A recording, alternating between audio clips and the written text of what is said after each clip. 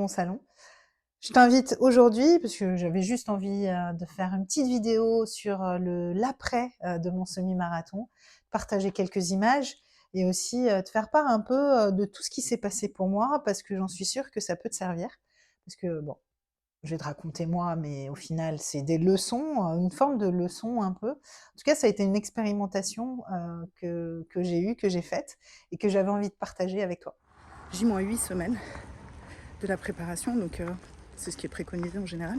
Que jusqu'à présent, en fait, je cours de façon totalement improvisée, plus pour le plaisir. Je cours absolument pas avec une notion de temps, quoi. J'ai toujours couru pour le plaisir, avec aucun challenge, aucune performance, même si j'ai fait déjà quelques petites courses, mais ça s'arrête à 12 km, quoi. Donc là, il y en a 21. Et j'ai pas envie de subir en fait la course. Et c'est pour ça, du coup, j'ai fait appel à quelqu'un, tout simplement, à un coach spécialisé en running. Donc Marion, coucou. Là, par exemple, aujourd'hui, donc dimanche, j'ai fait une sortie de 9 km qui était, je sais pas du tout comment ça s'appelle, je m'y connais vraiment pas, en tempo. Donc il y avait des cadences sur les 9 km, donc ça a fait 1 heure. Et voilà, suivre des cadences pour, comme elle me dit, c'est la qualité qui compte, non pas la quantité. Donc elle me fait des séances de qualité. Ce semi-marathon, en tout cas la préparation de ce semi, donc c'est la première fois que je cours 21 km. Pour ceux qui ne savent pas, un semi-marathon, c'est 21,100,1 je crois, kilomètres. Donc 21 km, j'ai jamais couru cette distance. Je suis jamais allée au-delà de 15 km en fait. J'en ai tiré quand même des enseignements qui je trouve sont hyper intéressants, que j'avais envie de te partager.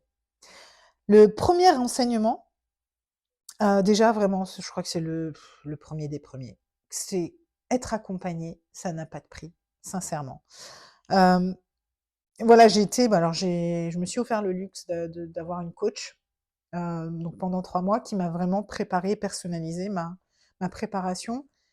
Moi qui n'y connais rien, vraiment, j'ai jamais fait vraiment, pas fait de fractionné, j'en ai déjà fait plus jeune, mais j'y connais strictement rien et j'avais pas non plus envie de bûcher. Autant il y a des choses sur lesquelles, on a envie de se former et tout. Là, j'avais pas envie, j'avais juste envie de courir et pas me préoccuper de tout ça. Donc voilà, j'ai pris une coach qui m'a vraiment personnalisé mes séances et au-delà de ça, c'est le fait d'avoir quelqu'un qui te soutient. Parce que pour le coup, chaque semaine, elle était présente, elle suivait mes courses, elle suivait mes performances, elle voyait mon évolution. D'avoir quelqu'un qui chaque semaine te fait un retour, qui t'encourage. Et même moi, même si elle m'écrivait pas, savoir que j'avais quelqu'un qui était là si j'avais besoin, eh ben, franchement, ça n'a pas de prix, sincèrement. Donc ça, la préparation, on va dire physique, et la préparation mentale aussi, puisque bon, comme tu dois le savoir, je suis sophrothérapeute, aussi praticienne en breathwork, en tout cas je suis thérapeute en psychocorporel et j'ai une formation sur la préparation mentale et donc en fait j'ai fait mes propres séances de préparation mentale. Et donc j'ai vraiment testé, alors j'ai fait des suivis déjà de sportifs, mais là je l'avais jamais véritablement expérimenté sur moi, et ben là je l'ai fait. Et franchement, ça m'a énormément aidée.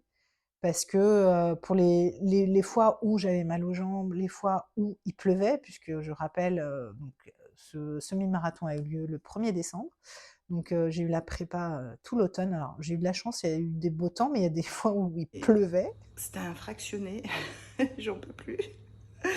J'avoue, je me suis fait violence. Alors j'ai commencé avec un petit peu de soleil, j'ai fini avec de la pluie.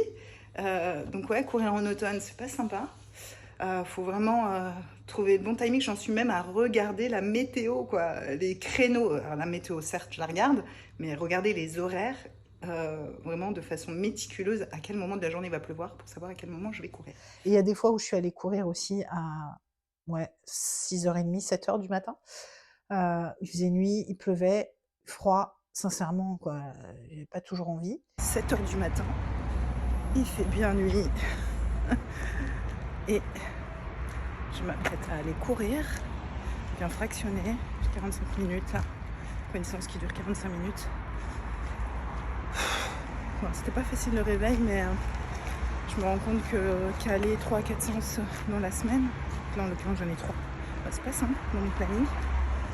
Et donc ça me demande toute une organisation avec mon chéri, donc j'ai laissé. Et vraiment le fait de m'être préparée psychologiquement, donc avec, mentalement, avoir des séances, ça m'a beaucoup, beaucoup, beaucoup aidée. Donc voilà, en gros, la préparation mentale, la préparation physique, être soutenue, ça n'a pas de prix. Et c'est valable pour tout au final dans la vie. Je me rends compte, moi qui suis accompagnante, je me dis: «Ça a pas de prix» et pour avoir été accompagnée aussi sur diverses, choses, hein, ça a pas de prix d'être accompagnée. Donc si tu as un objectif, si tu as une problématique, si tu peux te faire soutenir, te faire accompagner, te faire guider, vas-y. La notion du temps, j'ai revu j'ai revu ma notion du temps. Parce que quand la coach m'a annoncé: «Bah, tu vas courir minimum 3 fois par semaine», je me suis dit: «À quel moment? Quand?» heu et ben, pour le coup et ben, j'ai réussi puisque je les ai faites. J'ai même par moment couru 4 fois dans la semaine. Donc la gestion du temps, j'ai envie de dire que c'est plus mettre des priorités sur son temps. Et vraiment ça a changé, mon rapport au temps, et à mes priorités et aux choses qui sont importantes pour moi. Donc ça aussi, j'ai trouvé ça génial. Accepter l'inconfort, c'est là où tu grandis. Alors ça, je l'ai déjà expérimenté plein de fois, mais là, je l'expérimente encore différemment dans le sport. C'est que, sincèrement, j'ai galéré. Il y a des fois où, sur des fractionnés, qui duraient 3 minutes, où il fallait, carburer, où j'ai l'impression que j'allais pas tenir, mon corps n'allait pas tenir, mon cœur et mon corps aussi n'allaient pas tenir. Hem, voilà, j'ai eu des grands moments de solitude où et sincèrement, il y a des moments où j'ai même eu envie de pleurer parce que je me suis dit: «Mais qu'est-ce que je fous là? Qu'est-ce que je fais? Pourquoi je fais ça?» J'ai fait un fractionné, comment vous dire? À la moitié, j'en pouvais plus. Vraiment là, j'ai subi la séance et j'étais à 2 doigts de pleurer en fait, tellement, ça m'a voilà, j'ai puisé au fond de moi, heu, je sais pas quoi. Bref, alors je rigole, mais c'est pour évacuer un peu toute la pression que je toute la pression que j'ai là.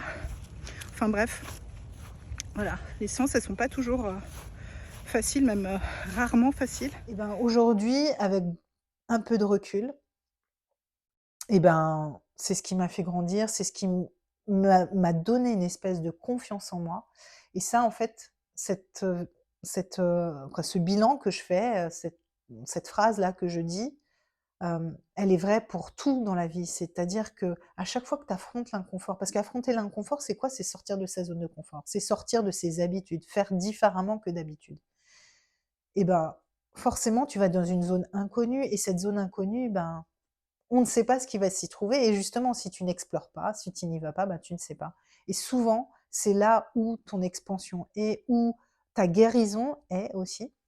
Voilà, c'est aller au-delà de ce qu'on connaît justement pour sortir de nos blocages, de sortir de cette voilà, de ce fait de quoi, du fait de tourner en rond. Donc voilà, ça a été une très belle leçon que j'ai envie de rappeler encore et encore que l'inconfort, il est là pour te rappeler que, c'est ce qui va te faire grandir. Que chaque kilomètre te rapproche de ce que tu croyais impossible. Comme je l'ai dit, moi j'ai jamais couru avant, au-delà de 15 kilomètres. Le jour où j'ai dû courir 16 kilomètres, puisqu'on a fait progressivement, je sais plus si c'était 16 ou 17, c'était dingue. Heu, En fait, plus j'augmentais les kilomètres, plus j'avais ce sentiment que c'était possible, en fait, que c'était possible. J'ai gagné en confiance. C'était extraordinaire les sensations que j'ai pu avoir et pour rien, te cacher, c'est que quand j'ai ma dernière longue sortie, ça a été les 18 kilomètres, 1 semaine ou 2 semaines avant, 2 semaines je crois, avant, la compétition. Tout à l'heure, j'ai versé ma petite larme avant de prendre le téléphone. Je suis toujours très émue. J'ai Voilà, pour moi, le semi-marathon, je parle de marathon, sans doute que lapsus. Mais en tout cas, déjà, passons le semi. Pour moi, il est fait. Parce que j'ai passé le cap des 2 heures, tout en accélérant en plus sur la fin. Donc voilà, croyez en vous, les amis, sincèrement, parce que j'y croyais vraiment pas. au semi, le jour de la compétition, bah, j'étais totalement confiante parce que je me suis dit: «C'est bon, j'ai fait 18 kilomètres, les 21, je vais les faire». Et ça aussi, j'ai trouvé ça hyper intéressant parce que ça va de pair avec ce que j'ai mis, c'est d'apprécier, d'apprendre à savourer autant le chemin que la ligne d'arrivée. Et c'est valable vraiment pour tout dans la vie parce que je me rends compte que je crois que j'ai plus adoré les 3 mois où je me suis préparée, où je suis allée courir, où, ben, j'avais pas envie d'y aller, mais j'y suis allée, où je me suis forcée, où je suis rentrée trempée, où je me suis dépassée, que la ligne d'arrivée le jour de la compétition. Parce que ça a été une exploration personnelle, en fait. Je me suis, découvert jour après jour. À chaque course, je me découvrais, une nouvelle ressource, des nouvelles capacités. Et ça a pas de prix non plus, en fait. Et c'est vrai, retenir ça, c'est qu'il y a pas de finalité, en fait. Bien sûr, on a besoin d'un objectif, mais ne pas rester bloqué sur l'objectif parce que et ça, je fais vraiment le parallèle avec, mon activité, c'est que, bien sûr, vous venez souvent me voir, parce qu'il y a une problématique, souvent de souffrance ou d'inconfort personnel et on a un objectif, c'est de se sentir mieux. Bien sûr, c'est le but. Maintenant, chaque pas qu'on fait pour y arriver, bah, il se passe plein de choses et être en conscience de ça, c'est génial parce que c'est mieux se connaître, c'est apprendre aussi à aller mieux, même si, autour de nous, bah, c'est encore le chaos. Parce que c'est ça notre capacité d'humain, c'est comment je fais aujourd'hui avec ce que j'ai là, les cartes, que j'ai aujourd'hui, comment je fais pour continuer à vivre le mieux possible, en tout cas en me sentant le mieux possible, même si j'ai pas atteint, l'objectif, que je me suis fixé. Comment je fais quand même pour savourer chaque instant? Comment je fais pour oui, vivre au mieux avec moi, avec les autres, les gens que j'aime, même si je ne suis pas encore arrivée, à la fin. Donc ça, je trouvais que c'était, important que je le dise parce que moi, je l'ai vraiment expérimenté là, dans le sport, dans une autre voilà, dans autre chose que ce dont j'ai l'habitude et j'ai adoré ce chemin. J-8, on est le samedi 23 novembre. Ouais, je me trompe pas. Euh, dimanche prochain, à demain, dimanche d'après, c'est le semi. Donc là, aujourd'hui, je fais une course tranquille, pour plaisir. Et voilà, ce que j'avais envie de partager, c'était au-delà d'une performance physique, c'était aussi, tout ce qui tourne autour et le parallèle qu'on peut faire avec, bah, nos émotions parce que ça a réveillé énormément d'émotions en moi. Avec aussi notre système nerveux, notre mental, tout ce qu'on peut se raconter, nos pensées. Il y a vraiment un lien très fort qui se fait et voilà, bah, j'espère qu'en tout cas, peut-être que ça t'a donné envie de courir, je le souhaite puisque le mouvement, c'est la vie aussi. En tout cas, j'espère que tu as apprécié ce que j'ai partagé. Et si tu as aimé, ce genre de vidéo, ben, dis-le moi en commentaire, j'essaierai d'en faire d'autres. Alors, comme tu le sais déjà sans doute, moi j'ai mon podcast et je me mets de plus en plus à la vidéo parce que je suis consommatrice de vidéos.